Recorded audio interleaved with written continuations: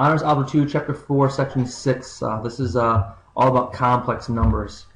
And so let's first start with what we know. We know whole numbers. Integers are the whole numbers and their opposites, so you also include the negative, continue that pattern on, continue that pattern on. So the integers include the whole numbers. That's why the whole number set is inside the integer set. So you can see how these Venn diagrams work. Rational numbers are the fractions. So you think about how you can write all these numbers as fractions. So like 1 is 1 over 1, 2 is 2 over 1. These all be written as fractions that have a decimal that stops or a decimal that repeats. So these are the two other kinds of fractions that would be rational that are not integer whole numbers. They're decimals that stop, which are called terminating decimals, or decimals that repeat. So those are some examples. Then we have irrational, which there's no overlap, which is called mutually exclusive between irrational and rational. So irrational numbers are decimals that never stop and never repeat. So the first one students usually think of is pi. But we also have all the square root of 2, square root of 3, square root of 5. The square root of non-perfect squares would also be irrational numbers. All these numbers here make up the real number set. And then these also are part of the complex number set. But complex numbers are more than that. There's some of these numbers out here that are complex are not real. So these would be the I.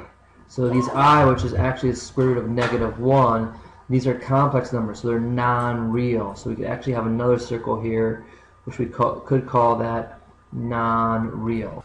I says be rational to pi because pi is irrational, and then pi says to I get real because it's non-real. Ha ha. So 4, 6 complex numbers. So the goal is to perform operations with complex numbers. Just get familiar with complex numbers before we start using them in quadratics. So a quick one here. Square root of 3 times square root of 3 is like the square root of 9, which is 3. So anytime you have a radical times the same radical, it's just the number underneath it.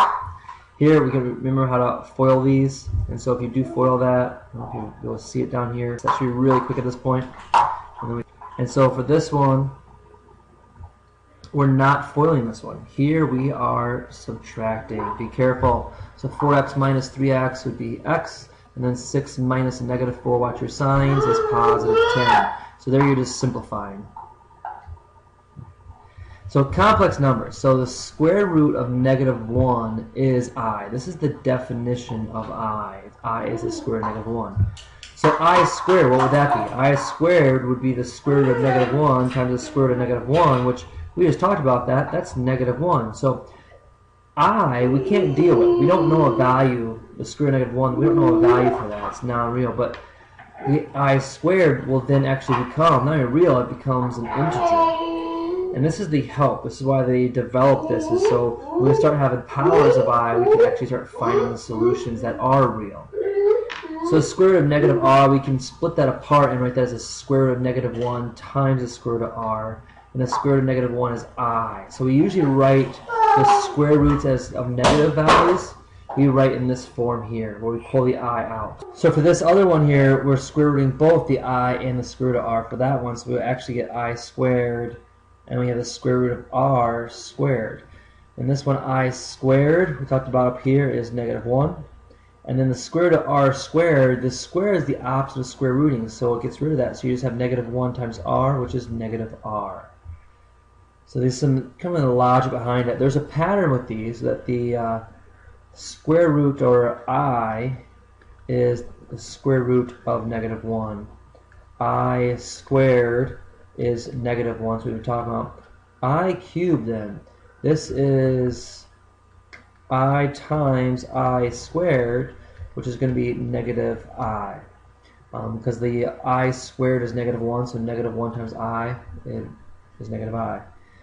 I to the 4th is going to be I squared times I squared, or a -1 times a -1, so that's +1. So we can try some of these. The square root of -9, we can't take the square root of negative. That's the issue here. But the square root of 9 is 3.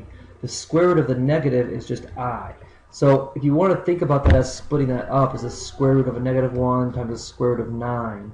And the square root of 9 is 3, and the square root of -1 is I. We typically write the number first and the I, just like how we do with other variables.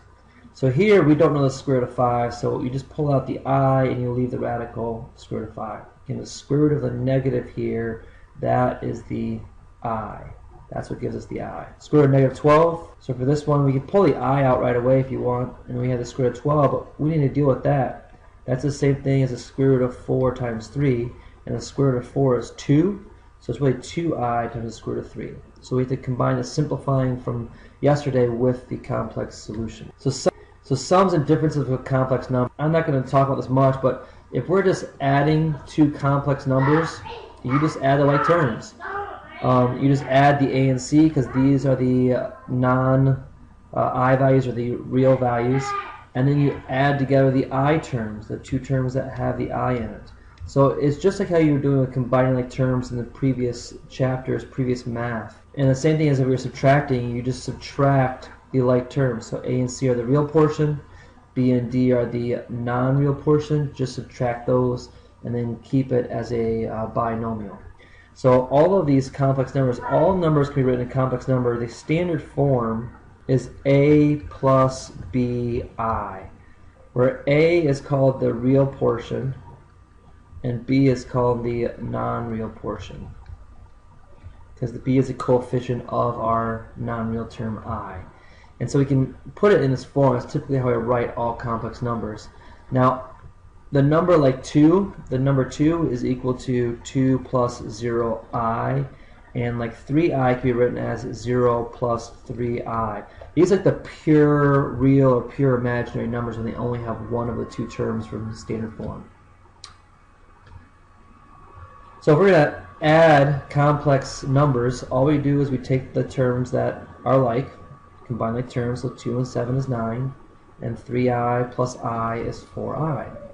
It's just like simplifying.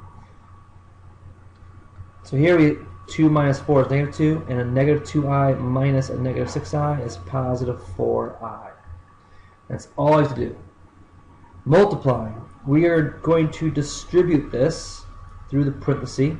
Treat I as any other variable. So this is going to be 12I, and then 3I times negative 2I would be negative 6I squared. Now this is the only difference when we're doing operations with I, is that when we start getting powers of I, we know what that is. I squared is the same thing as I times I, or negative 1. Square root of negative 1 times square root of negative 1. So then we could simplify this. 12I minus 6 times I squared is negative 1. We can multiply these together, and we can actually write that first. That's going to be negative 6 times negative 1 is positive 6. And then we have a plus 12I. So we have the I squares. We need to reduce that into its integer, and then we can finish simplifying. So here we have 7 plus 5I times 7 minus 5I. We are actually going to FOIL this, and hopefully you recognize how these are different squares. So we have 49 from 7 times 7, and we have a negative 25I squared from the 5I times the negative 5I. And our middle term, you look at OI here, opposites, we don't have a middle term. So this is all we have. So we have 49 minus 25 times I squared, which again is negative 1. So we have 49 plus 25, or that's equal to 74. So we actually got rid of all our i's when we multiply those together. So difference of perfect squares gives us integer answers. So complex conjugates, we're going to use conjugates to write these in standard form. For this first one, we're just going to do basically simple. We have a fraction here. It's not in standard form, but we can write it in standard form by breaking this up into two fractions. When we have a single denominator, we could write it as the addition of two denominators, or two fractions.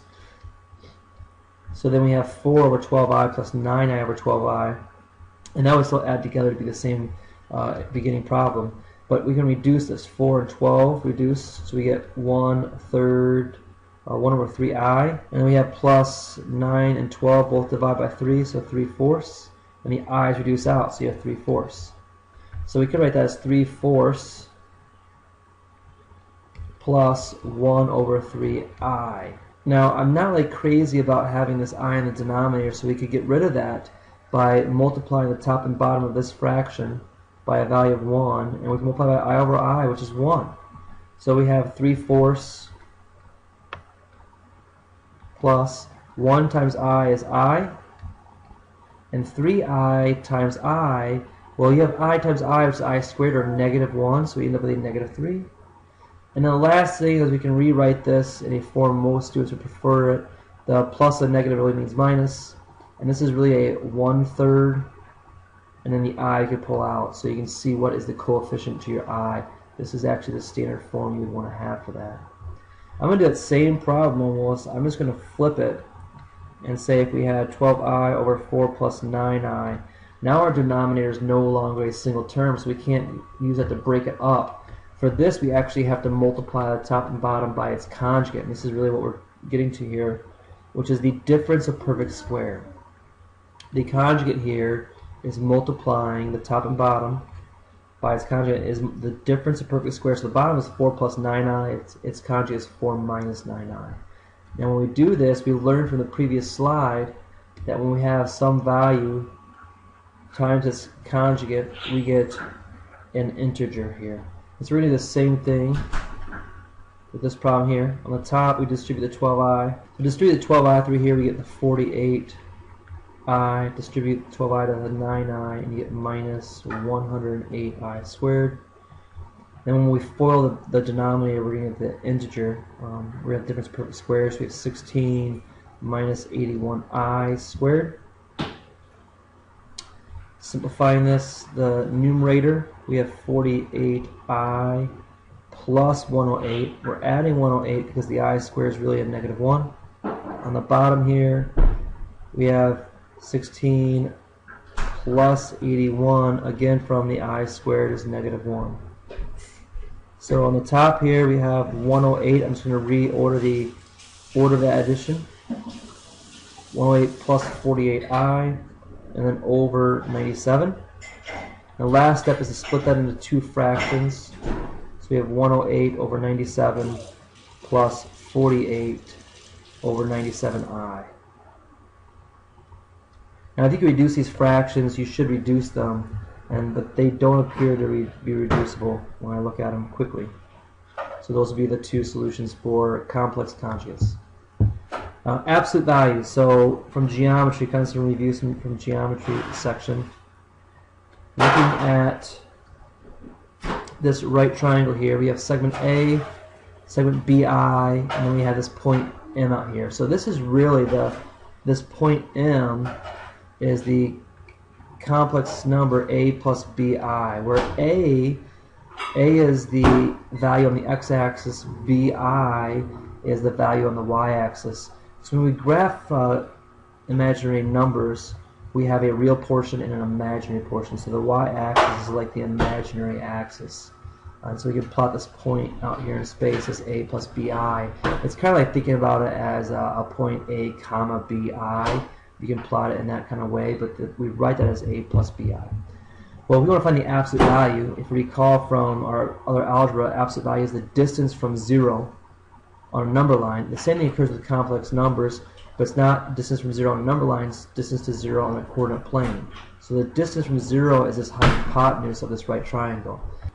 So we want to find the absolute value of that, the distance to 0.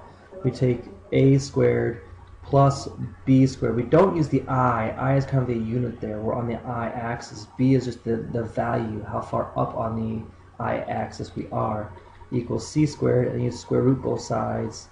So we have the value of C. Now it's plus or minus, like we talked about previously, but since it's a distance, we only use the positive value. So that's where this comes from right here. The absolute value of M is this quantity. And so the absolute value of M plus 3I, the absolute value of this,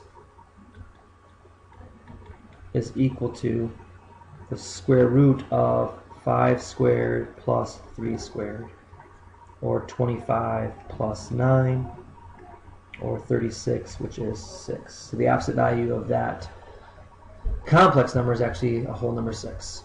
And the same thing here is 6i. We can do the same thing, but our a value here is actually 0. So it's 0 plus 6 squared, which is going to just be 6 again. And if you look at the visual aid of that, that's going to be up here at 6 on the I-axis, so our distance here is 6. That's all we're asking, the distance from 0 on the coordinate plane. So we're going to call it good for the night. I will see you tomorrow.